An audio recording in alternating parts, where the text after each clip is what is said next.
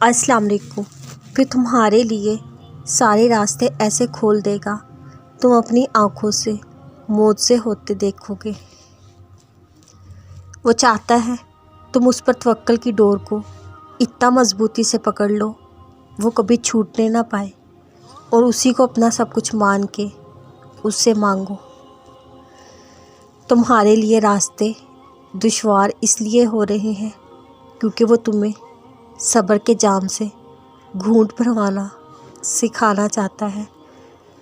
وہ تمہیں بار بار توڑ بھی اس لیے رہا ہے تاکہ اپنی محبت کا مرہم تمہارے سینے پہ رکھے، تمہارے دل کو اپنی سچی محبت سے آشنا کروا کے سکون پہنچائے۔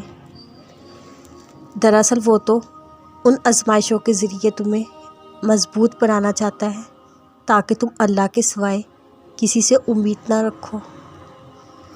نہیں، ایسا کچھ نہیں ہوا۔ سکون رکھو۔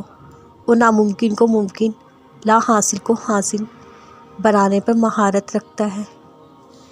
ایسا کیوں سوچ رہے ہو اب کچھ نہیں ہو سکتا؟ تمہارا مانگنا بیکار چلا گیا ہے۔ تمہیں ایسا کیوں لگ رہا ہے تمہاری دعائیں قبول نہ کر کے وہ تمہیں کوئی سزا دے رہا ہے؟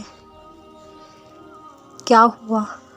تمہاری دعائیں قبول نہیں ہوں گی، آزمائش ختم نہیں ہوگی اور صبر بھی کرنا مشکل ہو رہا ہے۔ اللہ کو نہیں معلوم زندگی میں اب کچھ صحیح نہیں ہو رہا، بہت مشکل میں ہوں، اسے سب پتہ ہے، لیکن کیا تمہارا اللہ پر پختہ یقین ختم ہو گیا ہے؟ کیا وہ کافی نہیں ہے؟ اس پر توکل رکھو۔ اللہ پاک کا جواب سنتے جاؤ۔